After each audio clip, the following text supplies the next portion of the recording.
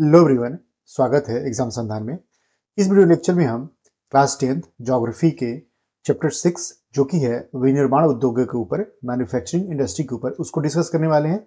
इसके पहले हम ऑलरेडी 5 चैप्टर को डिस्कस कर चुके हैं। आज के हम पहले प्रश्न को लेते हैं इस वीडियो लेक्चर में। निम्न में से कौन सा उद्योग चूना पत्थर को कच्चे माल के रूप में प्रयोग करता है? ऑप्शन है एल्यूमिनियम, ऑप्शन बी है प्लास्टिक, ऑप्शन सी है सीमेंट और ऑप्शन डी है मोटर गाड़ी। देखिए, चूना पत्थर कच्चे माल के रूप में निम्न में से किन उद्योगों में प्रयोग किया जाता है? इसका उत्तर होगा सीमेंट। सीमेंट के निर्माण के लिए मुख्य रूप से चूना पत्थर और क्ले, चिकनी मिट्टी जिसको बोलते हैं, का प्रयोग हम करते हैं। इसके अलावा अच्छा सीमेंट बनाने के लिए हम उसमें बॉक्साइट, जिप्सम, फ्लाई ऐश इत्यादि का भी प्रयोग करते हैं।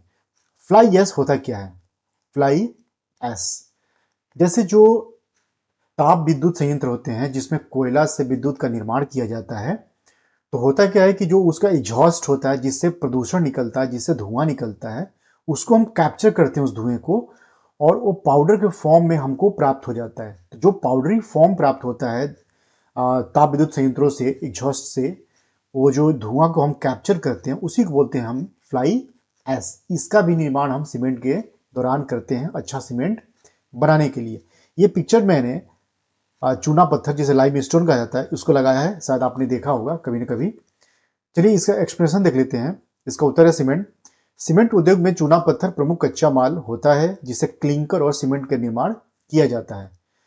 दूसरा प्रश्न है, निम्न में से कौन सा उद्योग बॉक्साइट को कच्चे माल के रूप में प्रयोग करता है?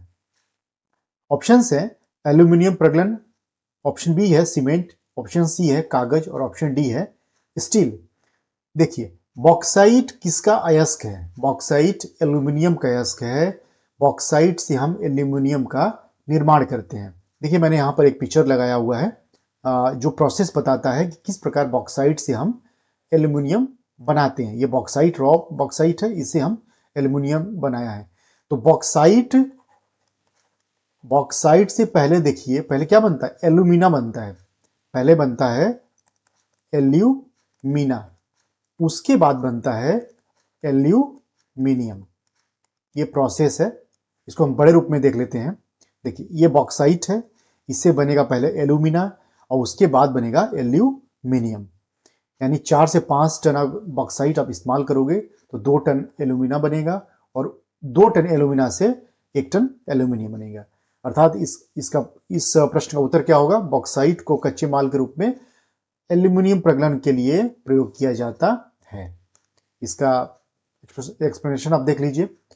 अगले प्रश्न को हम देखते हैं, निम्न में से कौन सा उद्योग दूरभाष, कंप्यूटर आदि संयंत्र का निर्माण करता है? अर्थात टेलीफोन, कंप्यूटर्स, रेडियोज किस उद्योग में बनाए जाते हैं? कौन सा उद्योगों के अंतर्गत उसको रखा जाता है? ऑप्शन है स्टील, एल्यूमिनियम प्रगलन, ऑप्शन सी है इलेक्ट्रॉनिक्स और ऑप्शन डी है सूचना प्रौद्योगिकी। देखिए, इसका आंसर होगा आपका इलेक्ट्रॉनिक्स। इलेक्ट्रॉनिक्स में क्या होता है? हम टेलीफोन, कंप्यूटर्स, रेडियो इत्यादि बनाते हैं, ठीक ना। इलेक्ट्रॉनिक्स मतलब जिसमें इलेक्ट्रिसिटी का काम होना है। इलेक्ट्रिसिटी के जो उपकरण हैं वो आपके इलेक्ट्रॉनिक्स में बनते हैं।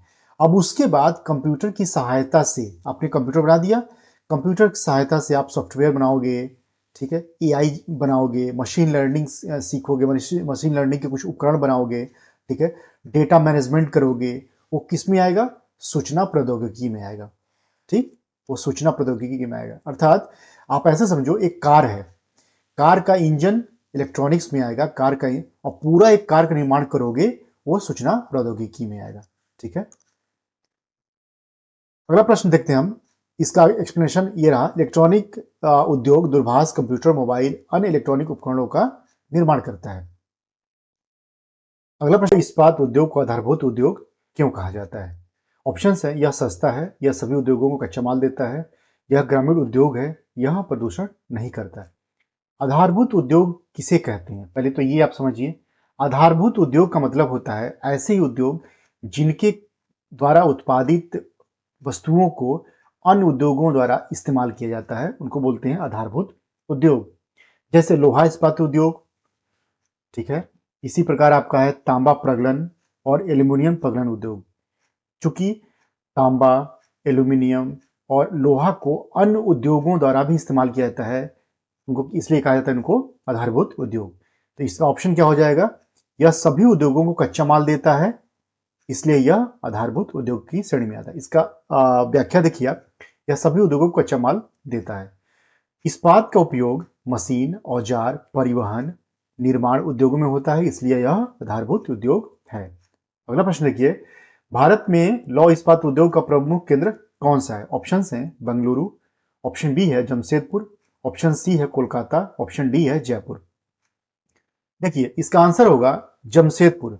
कारण कि जमशेदपुर में ही टिस्को, जिसको हम बोलते हैं Tata iron and steel company, को 1907 में स्थापित किया गया था, इसलिए जमशेदपुर लौह इस्पात उद्योग का प्रमुख केंद्र के रूप में माना जाता है। ठीक, इसका देख लीजिए एक्सप्लेनेशन। जमशेदपुर आंसर है। जमशेदपुर में टिस्को स्थित है, जो भारत का प्रमुख इस्पात केंद्र है।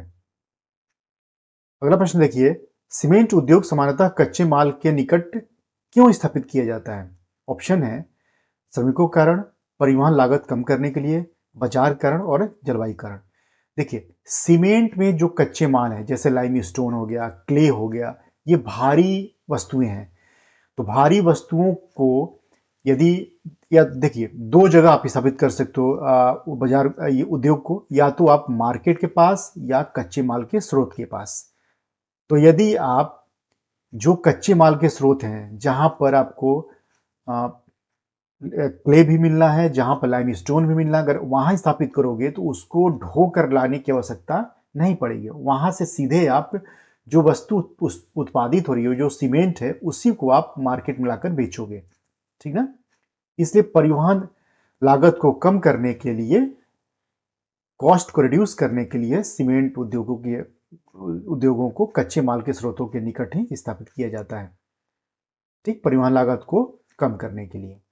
अगला प्रश्न देखिए, कपास वस्त्र उद्योग किस प्रकार का उद्योग है? आधारभूत उद्योग, उपभोक्ता उद्योग, खनिज आधारित उद्योग और भारी उद्योग। देखिए कपास से जो वस्त्र बनेगा, इस वस्त्र को किसी अन्य उद्योगों द्वारा क्या कच्चे माल के रूप में इस्तेमाल किया जाएगा? आंसर है नहीं। तो इसलिए इसको हम उपभोक्ता उद्योग के रूप में शामिल करते हैं। आधारभूत उद्योग का मतलब होता है, उद्योगों को दो कैटेगरी बांटते हैं हम, आधारभूत और उपभोक्ता उद्योग। आधारभूत उद्योग का मतलब है कि जिन उद्योगों के उत्पादित सामान को कच्चे माल के रूप में अन्य उद्योग इस्तेमाल करते हैं, उसको बोलते हैं आधारभूत उद्योग। जैसे लोहा इस्पात उद्योग, एल्यूमिनियम प्रगलन उद्योग, तांबा। ठीक, लेकिन जिन उद्योगों के उत्पादित माल को डायरेक्ट कंज्यूमर इस्तेमाल कर लेते हैं, उपभोक्ता इस्तेमाल कर लेते हैं, उनका अन्य कहीं जगह कच्चे माल के रूप में इस्तेमाल नहीं होता है, उसको बोलते हैं उपभोक्ता उद्योग। ठीक, जैसे ब्रेड बन गया, ब्रेड आप खा लोगे, जैम बन गया, जैम आप खा लिए। ठीक, तो इसको बोलेंगे हम उपभोक्ता उद्योग। आप देख लीजिए इसका एक्सप्लेनेशन। उपभोक्ता उद्योग, कपास वस्त्र उद्योग वह उद्योग है जो सीधे उपभोक्ताओं के उपयोग के लिए वस्तुएं जैसे कपड़े, धागे, वस्त्र बनाता है, या कच्चा माल को तैयार उपभोग वस्तु में परिवर्तित करता है। चूंकि इसके उत्पाद आम जनता द्वारा सीधे उपभोग किए जाते हैं, इसलिए इसे उपभोक्ता उद्योग कहा जाता है। यह उद्योग रोजगार प्रदान करता है और भारत के निर्यात में भी महत्वपूर्ण भूमिका निभाता है।